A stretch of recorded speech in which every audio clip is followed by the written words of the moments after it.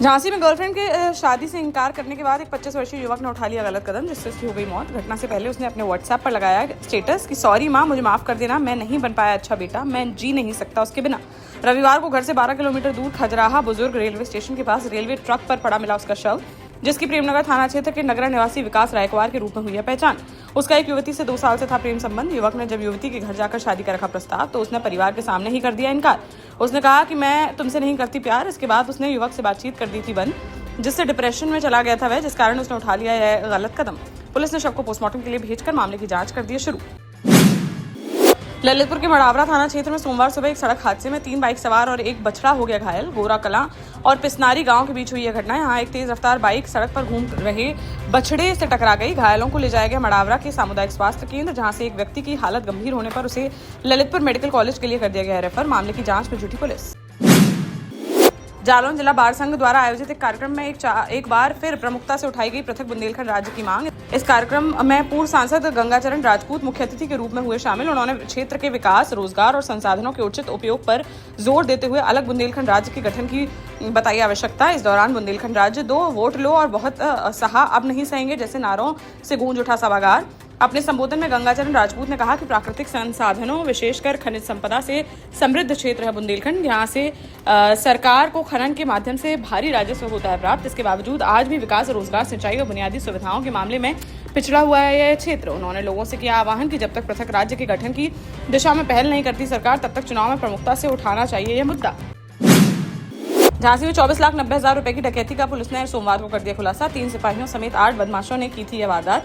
Online सट्टे में 24,90,000 रुपए हार गया था मुख्य आरोपी सूर्यांश यादव। जब पेमेंट देने की आई बारी तो उसने डकैती की बनाई योजना। इसके लिए उसने बदमाशों और सिपाहियों को किया हायर। 9 जुलाई को मुंशी किशन दिलीप भाई पांचाल को घर बुलाकर दी पेमेंट। जैसे ही घर से पेमेंट लेकर निकले मुंशी और उसका साथी, तभी उनके पीछे लग गए बदमाश। मिनरवा चौराहे पर रोकी स्कूटी और दोनों को क्रेटा कार में डालकर ले गए। रास्ते में छीन लिया पैसों से भरा बैग और दोनों को रास्ते में उतार कर हो गए फरार। घटना के दौरान वर्दी में थे सिपाही, ताकि लोगों को लगे कि लूट डकैती नहीं बल्कि पुलिस को की पड़ी है रेड। पुलिस ने सूर्यांश यादव, 2 सिपाही समेत 6 लोगों को किया है गिरफ्तार, जिनसे डकैती के 24,50,000 रुपए वारदात में इस्तेमाल क्रेटा कार हुई है बरामद। अभी सट्टा खिलाने वाले 2 भाई, 1 सिपाही समेत 4 लोग हैं फरार, जिनकी तलाश में जुटी है पुलिस।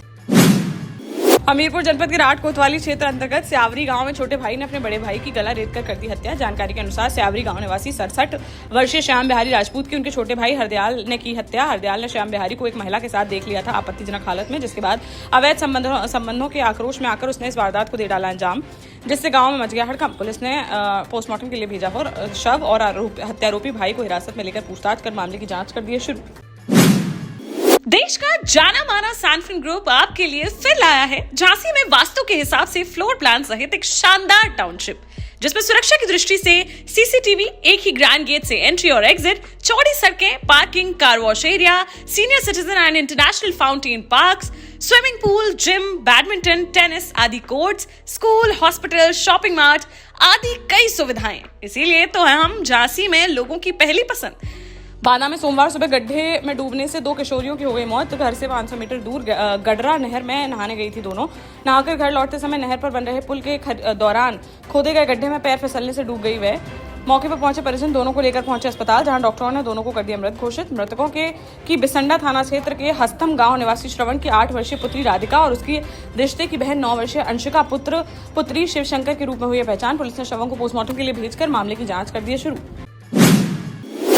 झांसी के रक्सा थाना क्षेत्र के डेली गांव में मिले एक अज्ञात शव की हो गई है पहचान। मृतक की खाती बाबा निवासी 40 वर्षीय विनोद कुमार शाक्य के रूप में हुई शिनाख्त, जो पेशे से था टेलर। उसके बड़े भाई राकेश कुमार शाक्य ने की है शव की शिनाख्त। परिजनों ने बताया कि घर से घूमने जाने की बात कहकर निकले थे वह, जिसके बाद लौटकर नहीं आए वापस और फिर पड़ा मिला उसका शव। पुलिस ने शव को पोस्टमार्टम के लिए भेजकर मामले की जाँच कर दी है शुरू। जालौन के डकोर कोतवाली थाना क्षेत्र के मुहाना गांव में 13 दिनों से लापता एक व्यक्ति का जंगल में मिला कंकाल, जिससे इलाके में फैल गई सनसनी। मृतक की मुहाना निवासी 55 वर्षीय रामलाल के रूप में हुई है पहचान। परिजनों ने बताया कि 27 जून को बकरी चराने के लिए घर से निकले थे रामलाल, लेकिन देर शाम नहीं लौटे वापस। परिवार ने आसपास के लोगों और रिश्तेदारों में की उनकी तलाश, लेकिन नहीं मिली कोई जानकारी। इसके बाद 29 जून को परिजनों ने डकोर कोतवाली में उनकी गुमशुदगी की रिपोर्ट कराई थी दर्ज। रविवार शाम को जंगल की ओर गए गाँव के कुछ लोग तो उन्हें वहां आई तेज दुर्गंध। तलाश करने पर झाड़ियों के बीच मिला एक मानव कंकाल, जिसकी रामलाल के रूप में की गई पहचान। पुलिस ने घटनास्थल का बारीकी से किया निरीक्षण और मामले की गहनता से जांच पड़ताल कर दी है शुरू।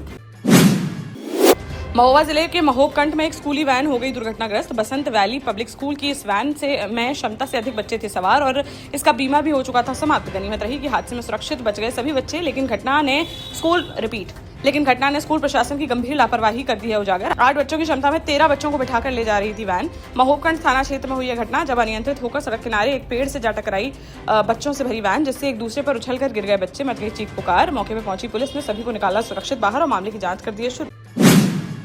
दतिया उपचुनाव में भाजपा प्रत्याशी आशुतोष तिवारी के नामांकन के दौरान पूर्व गृह मंत्री डॉक्टर नरोत्तम मिश्रा बेहद भावुक आए नजर। कार्यकर्ताओं को संबोधित करते हुए उन्होंने संगठन के प्रति अपना जताया समर्पण और कहा कि अब आशुतोष तिवारी को जिताना है उनका एकमात्र लक्ष्य। पार्टी ने मुझे बनाया 30 साल विधायक और 15 साल मंत्री, इससे बड़ा और क्या होगा सम्मान। आशुतोष तिवारी की जीत के लिए अपना झोंक दूंगा सब कुछ, एक एक दरवाजे पर जाकर झुकाऊंगा अपना शीश और आशुतोष को दिलाऊंगा जीत। इतना कहते ही उनका भर आया गला और आंखों में आ गए आंसू, जिस पर मुख्यमंत्री मोहन यादव ने उन्हें गले लगाकर बढ़ाया उनका हौसला। 12 साल पहले अपने स्टार्टअप के साथ ही योग्य नेतृत्व, अनुभवी टीम और सक्षम सेंट्रलाइज और उत्तरदायी प्रबंधन के बल पर सबको घर गुणवत्ता के साथ समय पर घर की योजना के तहत सैनफिन समूह ने बहुत ही कम समय में 1500 से ज्यादा यूनिट्स को दिया है कब्जा। समय पर डिलीवरी से हमारे ग्राहकों में बढ़ा है विश्वास और मिली है संतुष्टि। सैनफिन समूह ने बहुत कम समय में Sanfin Ashok city, green homes residency, green homes city, Sanfin Ashok valley, Delhi public school, Sanfin शाखा, केन सैनफिन अस्पताल सहित कई अन्य परियोजनाओं के साथ नई झांसी के निर्माण में स्थापित किया है एक बड़ा मुकाम। तो आप भी आज ही आइए अपने परिवार के साथ और कीजिए अपने सपने साकार।